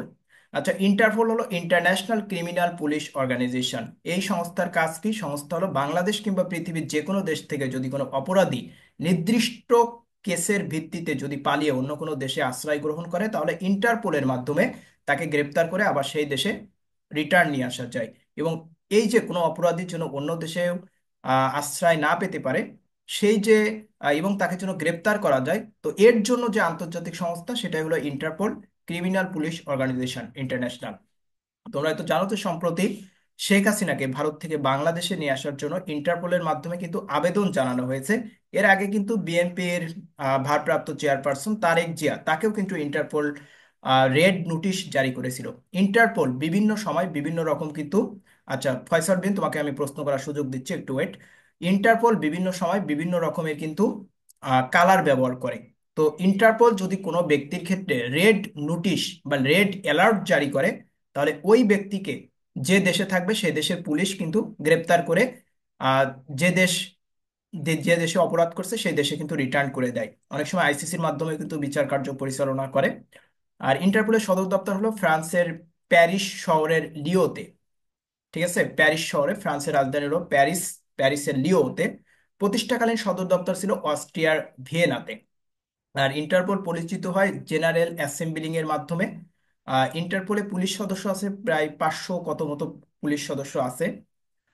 আর ইন্টারপোলের বর্তমান যিনি মহাসচিব তার সম্পর্কে একটু ইনফরমেশন জেনে রাখবা, ইনি হলেন প্রথম নন আমেরিকান ব্রাজিলিয়ান একজন ব্যক্তি, আমি নামটা ভুলে গেছি, বর্তমান যিনি এই রিসেন্টলি কিছুদিন আগে ইন্টারপোলের মহাসচিব নির্বাচিত হয়েছে। প্রথম তিনি নন ইউরোপিয়ান ব্যক্তি যিনি ইন্টারপোলের মহাসচিব হিসেবে নির্বাচিত হয়েছে। আচ্ছা, কে যেন হ্যান্ড রাইজ করছিল, একটু বলো কি প্রশ্ন আছে তোমার? ভাই রিসেন্ট যে ঘটনাগুলো এগুলো কি কোনো সাম্প্রতিক চিট টিট দেবেন নাকি? হ্যাঁ অবশ্যই, তো সেটা বলছি তোমাকে, তুমি কি ক্লাসে ছিলে না? হ্যাঁ, অবশ্যই সাম্প্রতিক প্রশ্ন দিব, এবং এটা কিন্তু আমি অনেকবারই বলছি, ক্লাসে একটু অ্যাটেন্ড ফোকাস করতে হবে, ঠিক আছে, অ্যাটেনশন দিতে হবে। অবশ্যই সাম্প্রতিক প্রশ্ন দিব এবং দু একের মধ্যে তোমাদের সাম্প্রতিক প্রশ্ন দিয়ে দিব। এত পর্যন্ত যে ঘটনাগুলো ঘটে গেছে সবগুলো সাম্প্রতিক প্রশ্ন তোমাদেরকে দিয়ে দিব, প্রায় 500টি মতো সাম্প্রতিক প্রশ্ন, এবং প্রত্যেকটা প্রশ্ন আছে সাজেশন মূলক। বিগত সময়ের অনেক সাম্প্রতিক প্রশ্ন ঘটে গেছে, অনেক ঘটনা কিন্তু ঘটে গেছে, কিন্তু সবগুলো পড়তে গেলে হবে না। কারণ গড়পত্তন সব যদি পড়তে চাও স্বল্প সময়ে তুমি কখনো অর্গানাইজ প্রস্তুতি নিতে পারবে না। এই জন্য আমরা তোমাকে সাজেশন মূলক প্রশ্নগুলো দিয়ে দিব, এবং এখনো পর্যন্ত আমাদের কাছে প্রায় 500টা মতো সাম্প্রতিক প্রশ্নের কালেকশন আছে। দেখি আজকে এই ক্লাস শেষে তোমাদের সাম্প্রতিক প্রশ্নটা দিয়ে দেওয়া লাগবে, এখন থেকে পড়া শুরু করো। আন্তর্জাতিক স্বেচ্ছাসেবী সংগঠন খুবই গুরুত্বপূর্ণ, বিশ্ব ভাইয়া স্কাউট, ইন্টারপোলটা তোমরা তো যদি জানো আরেকবার বিভিন্ন বলতেন, স্কুল কলেজে। হুম। ইন্টারপোলটা আরেকবার যদি একটু বলতেন। আচ্ছা, ইন্টারপোল আন্তর্জাতিক পুলিশি অর্গানাইজেশন। বাংলাদেশ থেকে যদি কেউ কোনো আসামি, যেমন মার্ডার কেস, হত্যা মামলা, ঠিক আছে, বা অর্থ পাচার, এই ধরনের বিষয়ে যদি কোনো কেউ গ্রেপ্তারি পরোয়ানা জারি করে, মানে বাংলাদেশের আদালত মনে করো তাকে গ্রেপ্তারি পরোয়ানা জারি করছে, কিন্তু সেই ব্যক্তি অবস্থান করছে অন্য দেশে, সে মনে করো ইন্ডিয়াতে অবস্থান করছে, এখন তাকে গ্রেপ্তার করে নিয়ে আসবে কি করে বাংলাদেশে? সো এই যে গ্রেপ্তার করে বাংলাদেশে নিয়ে আসার জন্য যে ইন্টারন্যাশনাল অর্গানাইজেশনটা আছে সেটাই হলো ইন্টারপোল। ইন্টারপোলের মাধ্যমে অন্য দেশ থেকে কোনো ব্যক্তিকে গ্রেপ্তার করে যে দেশে অপরাধ করেছে সেই দেশে রিটার্ন নিয়ে আসা যায়, ঠিক আছে। আচ্ছা, বিশ্ব স্কাউট আন্দোলন, world organisation of the scout movement, এটা প্রতিষ্ঠা লাভ করছে 1920 সালে এবং এটার প্রতিষ্ঠাতা হলো রবার্ট ব্যাডেন পাওয়েল। খুব গুরুত্বপূর্ণ একটা ইনফরমেশন। বর্তমান সদস্য আপডেট জেনে নিতে হবে। সদর দপ্তরটা, স্কাউট সংস্থার সদর দপ্তর হলো সুইজারল্যান্ডের জেনেভা শহর। জেনেভা এটা হলো এমন একটা শহর, পৃথিবীর সব থেকে লিভিং কস্ট বেশি যে দেশগুলোতে আছে তার ভিতরে অন্যতম কিন্তু একটা জেনেভা। লিভিং কস্ট মানে যে শহরগুলোতে জীবনযাত্রার মান অনেক বেশি। যেমন এই প্রশ্নগুলো আসে তোমাদের, আমি কয়েকটা প্রশ্ন দিই, যদিও এগুলো তোমরা রিপোর্ট সমীক্ষা বা আপডেট ইনফরমেশন গুলো জেনে নিতে হবে। পৃথিবীর সব থেকে লিভিং কস্ট বেশি আছে এমন কয়েকটা দেশের ভিতরে একটা আছে ফ্রান্সের প্যারিস, তারপরে জেনেভা আছে, ইসরায়েলের তেল আবিব আছে, হংকং আছে, ঠিক আছে। তো এই দেশগুলোতে লিভিং কস্ট বেশি, মানে মনে করো তুমি বাংলাদেশে একটা স্পিড কিনতেছো কয় টাকায়, 30 টাকায়। তো তুমি যদি জেনেভাতে ওই স্পিডটা কিনতে হয়, সে তুমি ওটা ইউরোতে কিনলে, যদিও সুইজারল্যান্ডের করোনা, সুইজারল্যান্ডের করোনা, আচ্ছা, মনে হয় সুইজারল্যান্ডের মুদ্রাটা ভুলে গেছি, তোমরা কেউ জানলে একটু আমাকে জানাও তো। আচ্ছা, যে কোনো একটা মুদ্রায় হোক না কেন, এই মুদ্রা থেকে কিন্তু যদি তুমি ওইখানে কিনতে যাও তাহলে কিন্তু তোমার প্রায় বাংলাদেশি টাকায় 3000 বা 300 টাকাও খরচ করতে হতে পারে, মানে একটা স্পিড খাওয়ার জন্য, ঠিক আছে। বাংলাদেশে যেটা তুমি এই টাকায় পাচ্ছ ওইখানে কিন্তু তোমার 3000 টাকা খরচ করতে হবে। তো এটাই লিভিং কস্ট, পৃথিবীর অন্যতম আহ, যে তোমার লিভিং কস্ট বেশি যে দেশগুলো আছে তার ভিতরে অন্যতম হলো জেনেভা। আর জেনেভাকে তো সম্মেলনের শহর বলা হয়, এটাই তো তোমরা সবাই জানো, তাই না? রেড ক্রস, বিশ্বের দুস্থ মানবতা সেবায় নিয়োজিত আন্তর্জাতিক সংস্থা। দেখো আমি তোমাদের আগে বলেছিলাম যে আমাদের এই লেকচার শিট থেকে বিউপিতে কয়টা প্রশ্ন আসছে, 5-6টা প্রশ্ন আসছে, তার ভিতরে একটা প্রশ্ন আসছিল এই রেড ক্রস থেকে। মানে এবার তোমাদেরকে একটা প্রশ্ন আসছিল নোবেল পুরস্কার সংক্রান্ত। নোবেল পুরস্কার সংক্রান্ত কি প্রশ্ন আসছিল? আমরা জানি যে নোবেল পুরস্কারে কে বা নোবেল পুরস্কার পেল, যেমন ঢাকা ভার্সিটিতে মেবি আসছে যে হ্যান ক্যাং সাহিত্যে নোবেল পুরস্কার পেয়েছে কে, এই জাতীয় প্রশ্নগুলো আসতে পারে। কিন্তু কখনো কখনো প্রশ্নটা একটু ঘুরিয়ে আসতে পারে, ঘুরিয়ে আসতে পারে মানে যেমনটা বিউপিতে আসছিল। বিউপিতে এখান থেকে প্রশ্নটা আসছিল যে এই পর্যন্ত সব থেকে বেশি নোবেল পুরস্কার পেয়েছে কোন আন্তর্জাতিক সংস্থা। এই পর্যন্ত সব থেকে বেশি নোবেল পুরস্কার পেয়েছে রেড ক্রস, এই আন্তর্জাতিক সংস্থা, যেটা মুসলিম বিশ্বে রেড রেড ক্রিসেন্ট হিসেবে পরিচিত। এটা এখনো পর্যন্ত 3বার রেড ক্রস এই নোবেল পুরস্কারটা পায়। দেখো 1917, 1944 এবং 1963 সালে তারা নোবেল পুরস্কার পায় এই সংস্থাটা। এবং সারা পৃথিবীতে বিশেষত যুদ্ধ যুদ্ধ বিধ্বস্ত দেশগুলোতে কিন্তু রেড ক্রস ত্রাণ বা পুনর্বাসন এবং ফার্স্ট এইড ট্রিটমেন্ট জাতীয় বিষয়গুলো নিয়ে কিন্তু কাজ করে, দুস্থ মানবতার সেবায় নিয়োজিত আন্তর্জাতিক প্রতিষ্ঠান। এটার প্রতিষ্ঠাতা হলো হেনরি ডোনাল্ড, সুইজারল্যান্ডের, এবং সদর দপ্তর হলো জেনেভাতে, ঠিক আছে। এবং রেড ক্রস দিবস কবে পালিত হয় এটাও গুরুত্বপূর্ণ। ডোনাটের জন্মদিন 8ই মে। মুসলিম বিশ্বে এটার প্রতীক হলো অর্ধাকৃতির চাঁদ, যেটা রেড ক্রিসেন্ট হিসেবে পরিচিত। আর নন মুসলিম যে দেশগুলো আছে সেগুলোতে লাল রঙের যে ক্রস, খ্রিস্টানদের যে ক্রস চিহ্ন আছে এই ক্রস চিহ্ন, ঠিক আছে। তো এই প্রশ্নটা কত বেশি গুরুত্বপূর্ণ দেখছো। এখন দেখো আমি তোমাকে একটা মাত্র পরীক্ষা অনুষ্ঠিত হয়েছে বিউপিতে, ঢাকা ভার্সিটিতে, আমি কিন্তু তোমাকে রেফারেন্স দিয়ে দিয়ে বলতেছি যে তোমার এই লেকচার শিট থেকে এই প্রশ্নটা হুবহু চলে আসছে। এরপরেও যদি তোমার কনফিডেন্স না আসে যে না এইগুলো পড়লে আমি পারবো, ঠিক আছে, তাহলে তো আর আমাদের কিছু বলার থাকে না, তাই না? সো সিরিয়াসলি প্রস্তুতি নেওয়া শুরু করো। রোটারি ইন্টারন্যাশনাল, রোটারি ইন্টারন্যাশনাল হলো বিশ্বের ব্যবসায়ী, শিল্পপতি, বুদ্ধিজীবীদের মধ্যে পারস্পরিক সহযোগিতা, সমঝোতা সৃষ্টি এবং তাদের স্বার্থ সংরক্ষণের জন্য মানব কল্যাণমুখী সমাজ উন্নয়নমূলক আন্তর্জাতিক সংস্থা। রোটারি ইন্টারন্যাশনাল, এটার প্রতিষ্ঠাতা হলো পল পার্সিভাল হ্যারিস যুক্তরাষ্ট্রের, এবং এটার সূত্রপাত ঘটে প্রথম যুক্তরাষ্ট্রের শিকাগো শহরে। আচ্ছা, যুক্তরাষ্ট্রের শিকাগো শহরে একটা এডিশনাল ইনফরমেশন তোমাদের দিয়ে রাখি। যুক্তরাষ্ট্রের শিকাগো শহরকে বলা হয় মাংসের শহর, মানে এখানে পৃথিবীর প্রচুর গবাদি পশু জবাই হয় এবং মাংস পাওয়া যায়, সুলভ মূল্যে পাওয়া যায় শিকাগো। ঠিক আছে। আর সদস্যদের উপাধি, আচ্ছা রোটারি, বিভিন্ন এই যে বড় বড় যে ব্যবসায়ী রোটারিয়ান, বিভিন্ন সময় তোমরা দেখবা যে অনেক শিল্পপতির নামের শেষে রোটারিয়ান থাকে, যারা এই রোটারির সদস্য তাদের নামের পাশে কিন্তু রোটারি থাকে। অ্যামনেস্টি ইন্টারন্যাশনাল খুব গুরুত্বপূর্ণ একটা সংস্থা, বাংলাদেশে কিন্তু অ্যামনেস্টি ইন্টারন্যাশনালের তৎপরতা অনেক অনেক বেশি। অ্যামনেস্টি ইন্টারন্যাশনাল মানবাধিকার সংরক্ষণে একটি আন্তর্জাতিক সংস্থা, এবং এই সংস্থাটা এটা প্রতিষ্ঠিত হয়েছে 1961 সালে, অ্যামনেস্টি ইন্টারন্যাশনাল। এবং পিটার বেনেনসন, ইংল্যান্ডের একজন ব্যক্তি, তিনি মূলত এটা প্রতিষ্ঠা করে। এটা সদর দপ্তর হলো লন্ডন, যুক্তরাজ্য। সদর দপ্তরটা প্রায়শই আসে, প্রশ্নটা এভাবে আসে, অ্যামনেস্টি ইন্টারন্যাশনাল কোন দেশভিত্তিক আন্তর্জাতিক মানবাধিকার সংস্থা? এটা হলো যুক্তরাজ্য ভিত্তিক আন্তর্জাতিক মানবাধিকার সংস্থা। ঠিক আছে। অ্যামনেস্টি ইন্টারন্যাশনাল কোন দেশভিত্তিক আন্তর্জাতিক মানবাধিকার সংস্থা? যুক্তরাজ্য ভিত্তিক। যুক্তরাজ্য মানে কোনটা? ইউকে। ইউকে বলতে কোনটাকে বোঝায়? ইংল্যান্ড, ওয়েলস, স্কটল্যান্ড এবং উত্তর আয়ারল্যান্ড, এই চারটি রাজ্যকে একসাথে বলা হয় যুক্তরাজ্য। ইংল্যান্ড বলতে আমরা যেটাকে জানি, ইংল্যান্ড কিন্তু যুক্তরাজ্যের প্রধান দেশ। এছাড়াও কিন্তু এর সাথে সাথে আছে কি, স্কটল্যান্ড আছে, ওয়েলস আছে এবং উত্তর আয়ারল্যান্ড আছে। এই চারটা একসাথে যুক্তরাজ্য। ঠিক আছে। শান্তিতে নোবেল পুরস্কার পায় 1977 সালে, বর্তমান আপডেট ইনফরমেশন জানতে হবে। আচ্ছা, একাধারে প্রথম নারী, প্রথম এশীয়, প্রথম বাংলাদেশী এবং প্রথম মুসলিম মহাসচিব ছিলেন আইরিন খান, বাংলাদেশের। এই যে অ্যামনেস্টি ইন্টারন্যাশনালের খুব গুরুত্বপূর্ণ একটা ইনফরমেশন, ফ্রিকোয়েন্টলি জব কম্পিটিটিভ এক্সামগুলোতে কিন্তু এই প্রশ্নটা চলে আসে। একাধারে প্রথম নারী, আচ্ছা, প্রথম নারী, প্রথম এশীয়, প্রথম বাংলাদেশী এবং প্রথম মুসলিম মহাসচিব ছিলেন আইরিন খান, বাংলাদেশ। ট্রান্সপারেন্সি ইন্টারন্যাশনাল, তোমরা হয়তো জানো যে বাংলাদেশের বিগত সময়ে যে নির্বাচন ব্যবস্থা নিয়ে ট্রান্সপারেন্সি ইন্টারন্যাশনাল এবং বাংলাদেশের অর্থ পাচার এবং দুর্নীতি নিয়ে বিভিন্ন সময় কিন্তু বিবৃতি দিত এবং রিপোর্ট প্রকাশ করতো। এটা হলো দুর্নীতি বিরোধী একটি আন্তর্জাতিক বেসরকারি সংস্থা। ঠিক আছে। টিআই যেটাকে সংক্ষেপে বলা হয়, প্রতিষ্ঠা লাভ করে 1993 সালে, কার্যক্রম শুরু করে 96 সালে। সদর দপ্তর হলো বার্লিন, জার্মানের বার্লিন শহরে। করাপশন, আচ্ছা এদের CPI, corruption corruption perception index, আর টিবিআই ট্রান্সপারেন্সি ইন্টারন্যাশনাল বাংলাদেশ, এখানে দুইটা পূর্ণ অর্থ জেনে রাখো। এবং আমি তোমাকে এখানে আরো একটা অ্যাডিশনাল ইনফরমেশন অ্যাড করি, সেটা হলো রাজশাহী বিশ্ববিদ্যালয়ে কিন্তু অ্যাব্রিভিয়েশন থেকে ফ্রিকোয়েন্টলি প্রশ্ন আসে। অ্যাব্রিভিয়েশন কি মানে তোমাকে এমন দিতে পারে যে সিপিআই, এটার পূর্ণ অর্থ কি? এটার পূর্ণ অর্থ হলো কারাপশন পারসেপশন ইন্ডেক্স। ঠিক আছে। সিপিআই এর পূর্ণ অর্থ কারাপশন পারসেপশন ইন্ডেক্স। টিবিআই পূর্ণ অর্থ কি, এটা কিন্তু আসে। ঠিক আছে। আমাদের সময় একটা প্রশ্ন আসছিল যে ওই যে রেলে যারা ওই যে টিকিট চেক করে, ঠিক আছে, ওদেরকে কি বলে ভুলে গেলাম, ট্রান্সপারেন্সি ইন্টারন্যাশনাল বাংলাদেশ। টিবিআই এর পূর্ণ অর্থ ট্রান্সপারেন্সি ইন্টারন্যাশনাল বাংলাদেশ। অন্যান্য যে সংগঠনগুলো আছে, অক্সফাম ইন্টারন্যাশনাল, যুক্তরাজ্য ব্রিটেন ভিত্তিক বা যুক্তরাজ্য ভিত্তিক একটি দাতব্য সংস্থা। আচ্ছা, দাতব্য সংস্থাটা কি? দাতব্য সংস্থা হলো পৃথিবীতে বিভিন্ন দেশে তারা স্বেচ্ছায় জনসেবামূলক কার্যক্রম পরিচালনা করে। ওয়াক্সফাম ইন্টারন্যাশনাল, তোমার প্রশ্নটা আসবে এভাবে যে ওয়াক্সফাম ইন্টারন্যাশনাল কোন দেশভিত্তিক স্বেচ্ছাসেবী দাতব্য সংস্থা? ব্রিটেন ভিত্তিক দাতব্য সংস্থা। ঠিক আছে। অরবিস ইন্টারন্যাশনাল, অরবিস ইন্টারন্যাশনালের প্রশ্নটাও এভাবে আসবে এবং এটা খুব গুরুত্বপূর্ণ একটা প্রশ্ন, কারণ এটাই হলো উড়ান্ত চক্ষু হাসপাতাল। অরবিস প্রথম বাংলাদেশে আসে 85 সালে, এটা মূলত চক্ষু সেবায় নিয়োজিত। ঠিক আছে। বাংলাদেশে কান্ট্রি অফিস খুলে 1991 সালে।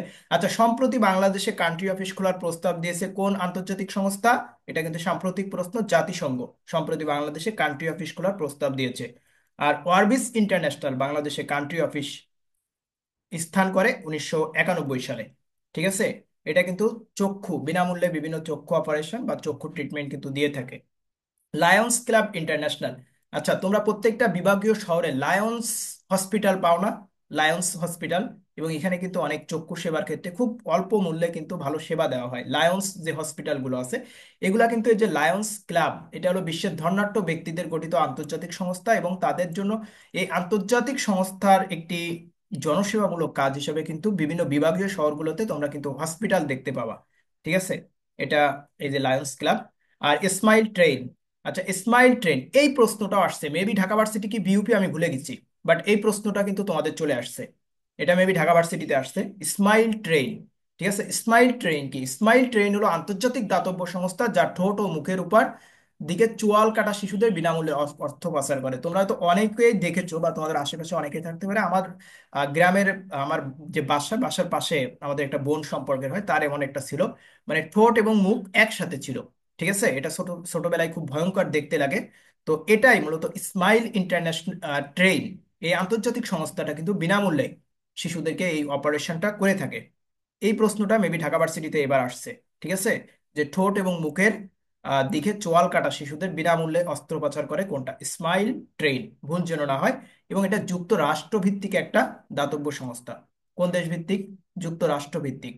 হিউম্যান ওয়ার্ডস রাইটস, হিউম্যান রাইট ওয়াচ, তোমরা হয়তো জানো যে হিউম্যান রাইট ওয়াচ বাংলাদেশে র্যাবের বিচার বহির্ভূত হত্যাকাণ্ড নিয়ে রিপোর্ট প্রকাশ করার পর থেকে কিন্তু বাংলাদেশে র্যাবের উপর কিন্তু স্যাংশন বা নিষেধাজ্ঞা জারি করেছিল মার্কিন প্রশাসন। তো হিউম্যান রাইটস ওয়াচ এটা সারা পৃথিবীতে কোথায় মানবাধিকার লঙ্ঘিত হচ্ছে এবং তার প্রতিকারের জন্য আন্তর্জাতিক মহলকে কিন্তু সোচ্চার করে, সচেতনতা, জনসচেতনতা তৈরি করে। প্রতিষ্ঠা লাভ করেছে 1978 সালে, 1900। আর হিউম্যান রাইটস ওয়াচ যুক্তরাষ্ট্র ভিত্তিক একটি মানবাধিকার সংস্থা। আবারও বলছি, এই মানবাধিকার সংস্থার প্রতিবেদনের উপর ভিত্তি করে কিন্তু বাংলাদেশের র্যাবের উপর স্যাংশন বা নিষেধাজ্ঞা জারি করেছিল, এবং তারপর থেকে মূলত কিন্তু র্যাবের কার্যক্রম মোটামুটি থমকে যায়। আইজেও, ইন্টারন্যাশনাল জুট অর্গানাইজেশন, আইজেও মানে ইন্টারন্যাশনাল জুট অর্গানাইজেশন, এবং গুরুত্বপূর্ণ কথাটা হলো এটার সদর দপ্তর হলো বাংলাদেশে। বাংলাদেশে কয়েকটি আন্তর্জাতিক সংস্থা, যেমন উদারাময় গবেষণা কেন্দ্র, কলেরা গবেষণা কেন্দ্র যেটা বাংলাদেশে, এই যে জুট অর্গানাইজেশন ইন্টারন্যাশনাল, এটা সদর দপ্তর বাংলাদেশে, বিমস্টেকের সদর দপ্তর বাংলাদেশে। প্রশ্ন আসতে পারে এভাবে, নিচের কোন আন্তর্জাতিক সংস্থার সদর দপ্তর বাংলাদেশে? অথবা এভাবে আসতে পারে যে নিচের কোন আন্তর্জাতিক সংস্থার সদর দপ্তর আহ নয় বাংলাদেশে? ঠিক আছে, তিনটা সদর দপ্তর আছে এমন দিতে পারে, একটা নাই। কেয়ার, খুবই গুরুত্বপূর্ণ একটা, cooperation for assistance and relief everyone. তো এটা প্রতিষ্ঠা লাভ করেছে 1945 সালে যুক্তরাষ্ট্রের জর্জিয়া অঙ্গরাজ্যের আটলান্টায়, জর্জিয়া অঙ্গরাজ্যের আটলান্টায়। আচ্ছা, এই যে জর্জিয়া, এই জর্জিয়া কিন্তু যুক্তরাষ্ট্রের একটি দোদুল্যমান রাজ্য হিসেবে পরিচিত। যুক্তরাষ্ট্রের যে সুইং স্টেট আছে তার ভিতরে অন্যতম হলো এই যে জর্জিয়া, মিশিগান, ঠিক আছে, পেনসিলভানিয়া। এই যে এই যে রাজ্যগুলো আছে, এগুলাকে কিন্তু সুইং স্টেট বলা হয়।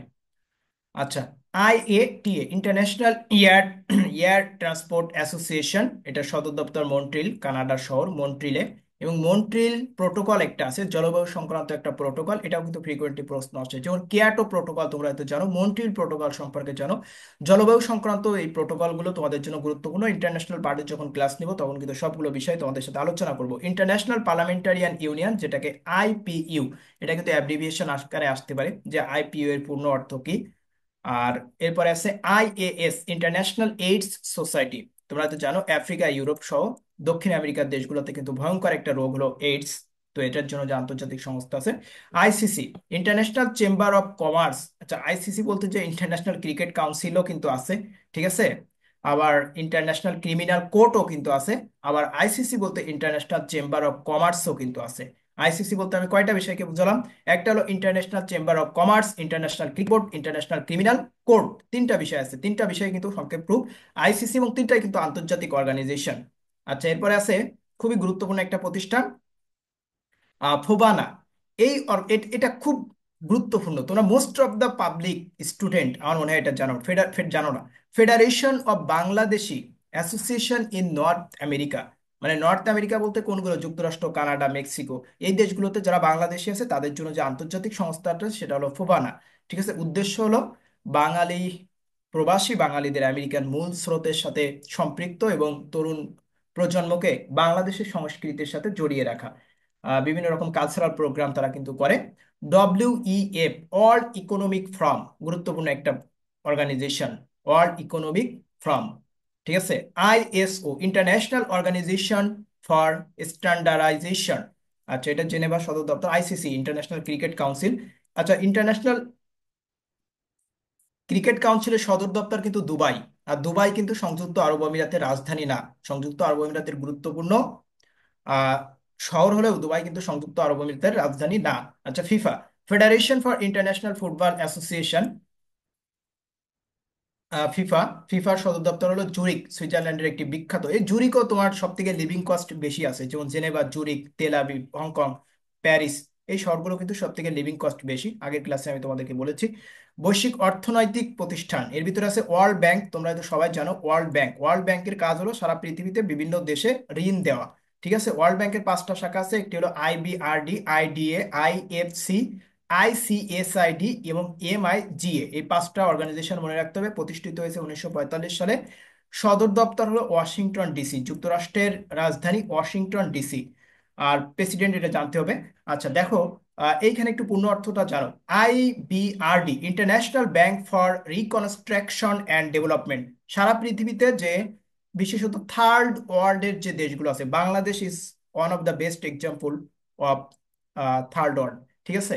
যে তৃতীয় বিশ্বের যে দেশগুলো আছে, এই দেশগুলোতে যে কনস্ট্রাকশনাল যে ডেভেলপমেন্ট, এগুলা কিন্তু করে থাকে এই বিশ্ব ব্যাংকের IBRD এই সংস্থার মাধ্যমে। IDA, এটার কাজ হলো ইন্টারন্যাশনাল ডেভেলপমেন্ট অ্যাসোসিয়েশন। এটাও তৃতীয় বিশ্বে খুব অল্প সুদের বিনিময়ে ঋণ প্রদান করে, যে কারণে IDA কে বলা হয় সফট লোন উইন্ডো। আইডোকে কি বলা হয়? বিশ্ব ব্যাংকের কোন সংস্থাকে সফট লোন উইন্ডো বলা হয়? যদি প্রশ্নটা এভাবে আসে, অবশ্যই তোমাকে রাইট আনসার করতে হবে IDA, সফট লোন উইন্ডো।